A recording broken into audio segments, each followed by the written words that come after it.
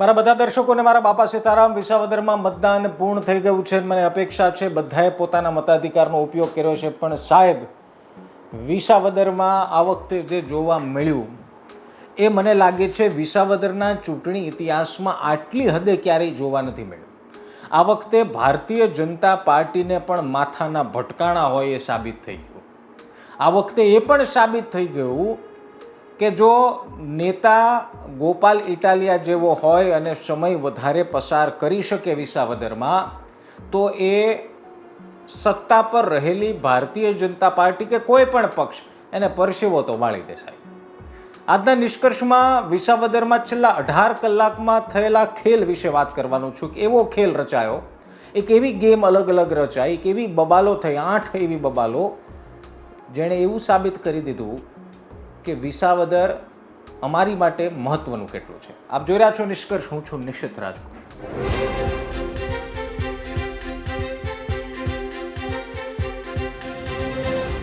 8 બબાલ. વિચાર કરો, છેલ્લી 18 કલાકમાં વિસાવદરમાં 8 બબાલો થઈ. અને કેવી બબાલો? બધી રાજકીય બબાલો. કોઈ હથિયાર નથી ઉપડ્યા, ક્યાંય ગોળીઓ નથી ફૂટી, ક્યાંય તોપ નથી છૂટી.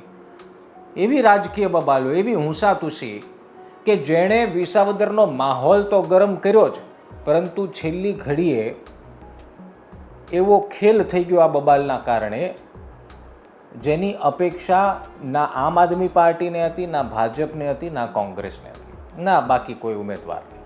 8 બબાલ હું તમને એક એક લાઈન વાંચીને સંભળાવી દઉં, તમને ખબર પડી જાય કે આ વિસાવદરમાં 18 કલાકમાં થયું શું. સૌથી પહેલાં તો ગઈકાલ રાત્રે આપની બસ રોકવામાં આવી, એમાં પોલીસ સાથે માથાકૂટ થઈ, આ નંબર 1. બીજી, સવારના 8 વાગે પ્રવીણ રામની પોલીસ સાથે રકઝક થઈ. ડુંગરપુરમાં ભાજપની પત્રિકાઓ ચૂંટણી કેન્દ્ર પર મળી અને પ્રવીણ રામ બગડ્યા, ગુસ્સે થયા, પોલીસ સાથે રકઝક થઈ, ત્યાં હાજર લોકો સાથે રકઝક થઈ. ત્રીજી બબાલ, વિસાવદરના વિજાપુર ગામે આપના બૂથ એજન્ટને પોલીસે પકડ્યા, કાર્યકરો સાથે પોલીસની રકઝક થઈ. ચોથી, બપોરે આપ અને પ્રવીણ રામ ફરી રાજકોટથી ભાજપની ગાડીઓ આવી અને બોગસ મતદાનનો પ્રયાસ થતો હોવાનો આરોપ લગાવ્યો, ત્યાં ફરી રકઝક થઈ, ત્યાં ફરી પકડ્યા. પાંચમી, સુરત આપના કોર્પોરેટર વિસાવદરમાં હોવાનો ગંભીર આરોપ લગાવવામાં આવ્યો. ભારતીય જનતા પાર્ટીએ આરોપ લગાવ્યો કે સુરતના કોર્પોરેટર અહીંયા એક્ટિવ છે, કામ કરી રહ્યા છે. છઠ્ઠી, આપના કાર્યકર પાસેથી મોટી માત્રામાં પૈસા પકડાયા હોવાનો આરોપ લગાવવામાં આવ્યો. એક વિડીયો સામે આવ્યો જેમાં એવો ગંભીર આરોપ આપના નેતાઓ પર લગાવવામાં આવ્યો કે આપના નેતાઓ છે એમની પાસેથી પૈસા મળ્યા છે, આરોપ લગાવવામાં આવ્યા. સાતમી, કિરીટ પટેલ ભાજપના લોગો અને ખેસ પહેરીને મતદાન કરવા ગયા. ગોપાલ ઇટાલિયાએ તંત્રને ધૃતરાષ્ટ્ર કહી દીધા અને કાર્યવાહીની માંગ કરીને 8મો અને છેલ્લી બબાલ, છેલ્લી કલાકની વાત કરું એટલે 5 વાગ્યાની વાત કરું છું. ગોપાલ ઇટાલિયાએ ટ્વીટ કરીને ઇલેક્શન કમિશન ઓફ ઇન્ડિયા એટલે કે ચૂંટણી પંચ પર સીસીટીવી ફૂટેજ એટલે કે જે લાઈવ સ્ટ્રીમિંગ ઇલેક્શન કમિશનનું ચાલે છે એ બંધ થઈ ગયું હોવાનો આરોપ લગાવ્યો અને એવો પણ સવાલ પૂછ્યો કે શું ભાજપને ફાયદો કરાવવા માટે ઇલેક્શન કમિશને આ જે પોર્ટલ લાઈવ છે એ બંધ કર્યું. 8 બબાલ મિત્રો, તમે સમજો. અને 8 બબાલમાં મોટા ભાગે તમને શું સમજાવ? મોટા ભાગે એ જ છે કે ભારતીય જનતા પાર્ટી અને આમ આદમી પાર્ટી આ બંને પર આરોપ લગાવ્યો, હદ કરી દીધી. કોઈક એવું કહે છે કે જે પોલીસનું કામ છે અમે કરી રહ્યા છે, કોઈક એવું કહે છે કે જે કામ કરવાનું છે એના બદલે કંઈક ત્રીજું જ કામ કરી રહ્યા છે. વિસાવદરની ચૂંટણી જીતવા માટે રાજકીય પક્ષો બળ કરે, મહેનત કરે એ તો જરૂરી છે જ, પરંતુ મતદાનના દિવસે આવી ઘટનાઓ રોકે એ પણ હવે જરૂરી બની ગયું છે. એ જ દર્શાવે છે કે આપણે ચૂંટણી કયા માહોલમાં જોઈ રહ્યા છીએ. હવે ખેલ શું થઈ ગયો આપ સમજો. કદાચ તમને એમ થતું હશે કે મતદાનના દિવસે આ બધી બબાલોથી શું ફેર પડે? ફેર પડે સાહેબ. સોશિયલ મીડિયાના જમાનામાં એક નાનો એવો 10 સેકન્ડનો વિડીયો પણ તમારા વોટ્સએપમાં કે કોઈના વોટ્સએપમાં કે કોઈના સોશિયલ મીડિયા એકાઉન્ટમાં આવી જાય ને, જોવે તો એમના વિચારો ફરી શકે. જે કામ રાજકીય પક્ષો 2 મહિના 3 મહિનાથી મતદારોને રીઝવવા માટે કરે છે એ 10 મિનિટમાં આખો ખેલ પડી જાય. એ 10 મિનિટમાં આખો વિચાર બદલાઈ શકે. આવા ગંભીર આરોપ એકબીજા ઉપર લગાવીને બંને પક્ષોએ એવું સાબિત કરી દીધું કે વિસાવદરની ચૂંટણી અમારી માટે જીતવી કેટલી મહત્વની છે. ભારતીય જનતા પાર્ટી માટે આ શાખ અને ચહેરાનો સવાલ છે. આ એક સીટ હારી જાય તો સરકારને કોઈ નુકસાન નથી, સરકાર પડી નથી જવાની, પરંતુ આ એક સીટ શાખનો સવાલ છે ને એટલા માટે જ એટલી મહેનત થઈ રહી છે. બીજી તરફ છે સંજીવની છે આમ આદમી પાર્ટી માટે. જો આમ આદમી પાર્ટીના ગોપાલ ઇટાલિયા જીતી જશે તો બે વસ્તુ સાબિત થશે. એક કે આમ આદમી પાર્ટીનું વજૂદ અસ્તિત્વ ગુજરાતમાં મજબૂત થઈ રહ્યું છે, અને બીજું ગુજરાતના આમ આદમી પાર્ટીના નેતાઓના લિસ્ટ જ્યારે બનશે ત્યારે પહેલું નામ ગોપાલ ઇટાલિયાનું આવશે. પરંતુ જો ભારતીય જનતા પાર્ટીના કિરીટ પટેલ જીતી ગયા તો આમ આદમી પાર્ટી પર મુશ્કેલીનો પહાડ આવવાનો છે. આટલું બળ, આટલી મહેનત, આટલા પ્રચાર, આટલો પ્રસાર, આટલો સમય કાઢ્યા બાદ પણ જો ગોપાલ ઇટાલિયા આ બેઠક હારે છે તો ગોપાલ ઇટાલિયાના ભવિષ્ય ઉપર તો કોઈ શંકા નથી ઊભી થવાની, પરંતુ આમ આદમી પાર્ટીના ભવિષ્ય પર સવાલ જરૂર ઉઠવાના. એ સવાલ જરૂર ઉઠવાનો કે આમ આદમી પાર્ટી પર ગુજરાતની જનતા 2027માં કેટલો વિશ્વાસ કરશે. અને આ બેયની બબાલો વચ્ચે આ 8 બબાલો જે 18 કલાકની અંદર ઘટી ગઈ, એણે ઘણા ગામડાઓમાં ચિત્ર બદલી નાખ્યા હોવાની વાતો શરૂ થઈ ગઈ છે. અમારી ટીમો પણ વિસાવદરમાં છે. જેમ જેમ સોશિયલ મીડિયામાં બબાલના વિડીયો વાયરલ થયા તેમ તેમ મતદાન પર અસર થઈ કે કેમ એ પરિણામ દર્શાવશે. પરંતુ એક વાત મિત્રો સમજી લો કે વિસાવદરમાં આ વખતે હદ થઈ ગઈ. વિસાવદરમાં એ વાતની હદ નથી થઈ ગઈ કે આ નેતાઓએ શું કર્યું, એ વાતની હદ થઈ ગઈ કે જીતવા માટે કોઈ પણ લેવલ સુધી જવા માટે કોઈ પણ વ્યક્તિ તૈયાર હતો.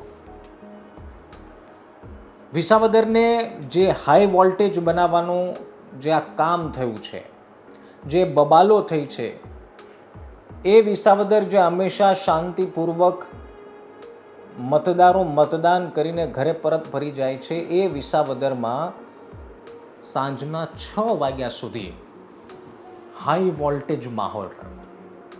એની પાછળ જવાબદાર છે આ રાજકીય પક્ષો. જીત તો તમારા મતદારો જ નક્કી કરવાના છે. હવે એ સીલ થઈ ગઈ છે. 23 તારીખે પટારો ખુલશે અને એ પટારામાંથી શું નીકળે છે એ તો આપણે જોશું. પરંતુ આ 18 કલાકમાં થયેલી 8 અલગ અલગ જગ્યાએ થયેલી બબાલોએ ઘણા ચિત્ર ફેરવી નાખ્યા છે અને ઘણાના ચિત્ર સ્પષ્ટ કરી નાખ્યા છે. અને એક વસ્તુ સમજો કે કોઈ પણ રાજકીય પક્ષ આ વાતને ડિફેન્ડ ભલે કરે, બચાવ ખુદનો ભલે કરે, પરંતુ એક વસ્તુ સાબિત થઈ ગઈ કે ચૂંટણીમાં આ બબાલો થવાનો મતલબ એ થયો કે કંઈક તો રંધાઈ રહ્યું હતું. બાકી તો જો આવું હોત જ નહીં, યા તો બીજો અર્થ એવો થાય કે ખોટે ખોટો લાઇમલાઇટમાં રહેવા માટે મુદ્દો ઉઠાવવામાં. પરંતુ 8 મુદ્દા તો ન ઉઠ્યા હોત, 8 અલગ અલગ વાત તો ન થઈ હોત, એનો મતલબ કંઈક ખોટું થઈ રહ્યું છે, કંઈક રંધાઈ રહ્યું છે. નીતિ નિયમ ખબર હોવા છતાં નિયમ જો તોડે છે, કારણ કે એવું તો છે નહીં કે રાજકીય પક્ષોની પહેલી ચૂંટણી છે, હે ને, પહેલી ચૂંટણી હોય, નવા હોય, કાલ ફોર્મ ભર્યું હોય ને આજ ચૂંટણી જોઈ હોય, બરોબર છે. આટલી ચૂંટણીઓ જોયા છતાં, નિયમ ખબર હોવા છતાં જો ભૂલ થાય છે તો એ ભૂલ થતી નથી, એ ભૂલ કરાઈ રહી છે. અને આ ભૂલ શું કામ કરાઈ રહી છે તમારે નક્કી કરવાનું છે. હવે તમે આપેલા મત તો ઈવીએમમાં પેક થઈ ગયા છે, પરંતુ આ હું તમને એટલા માટે કહું છું કે વિસાવદરે આજે સાહેબ ભારે કરી દીધી. વિસાવદરની જનતાને તો 100 સલામ છે, પરંતુ એવું ન થાય કે રાજનેતાઓની બબાલમાં આપણે કંઈક ફસાઈ જઈએ. મને અપેક્ષા છે કે વિસાવદરના લોકોએ પોતાના મનમાં સમજી વિચારીને મતદાન કર્યું હશે અને સૌ કોઈએ મતદાન કર્યું હશે. તમારો શું વિચાર છે કમેન્ટમાં લખવાનું ભૂલતા નહીં. કોણ જીતે છે, કોણ હારે છે, એ મહત્વનો પ્રશ્ન છે, પણ એ એકમાત્ર પ્રશ્ન નથી. કારણ કે આ બધાના પછી 23 તારીખ પછી એક જ પ્રશ્ન રહેશે, એ છે વિસાવદરનો વિકાસ. જીતે છે કોઈ પણ, પરંતુ એ મતદારમાં હિંમત હોવી બિલકુલ જરૂરી છે, બિલકુલ જરૂરી છે કે નેતા કોઈ પણ તમે એ નેતાને મત આપ્યો હોય કે ન આપ્યો હોય પરંતુ એ મતદારનો અધિકાર છે નેતાને સવાલ પૂછવાનો. એ મતદારનો અધિકાર છે નેતા પાસેથી કામની, વિકાસના કામોની, જરૂરિયાતના કામોની ઉઘરાણી કરવાનો. તો આટલી બધી હાઈ વોલ્ટેજ ડ્રામામાં, આટલા બધા કોઈ એક પક્ષને સમર્થન કરવામાં આપણે આપણું મૂળ કામ ન ભૂલી જઈએ. હા, આપણે સમર્થન કરવાનું છે, આપણે સમર્થન કર્યું, હવે પરિણામની રાહ જોઈશું, પરિણામ જેના પણ હિતમાં આવે, પરંતુ આપણો પહેલો અને અંતિમ ઈચ્છા અને ધ્યેય એ જ છે કે વિસાવદરનો વિકાસ થવો જોઈએ. પેરિસના રોડ બનશે કે નહીં, ચંદ્ર અને મંગળ વિસાવદરમાં ઉતરશે કે નહીં, એ નહીં, પરંતુ છેવાડાના માનવીને સુખ સુવિધાઓ મળે એ નેતાનું કામ છે ને. નેતા ન કરે તો કાન આંબળવાનું કામ પણ આપણું છે. તમારો શું વિચાર છે એ કમેન્ટમાં લખવાનું ભૂલતા નહીં. ફરી એક વિડીયો સાથે મળીશું. વાપસ આભાર.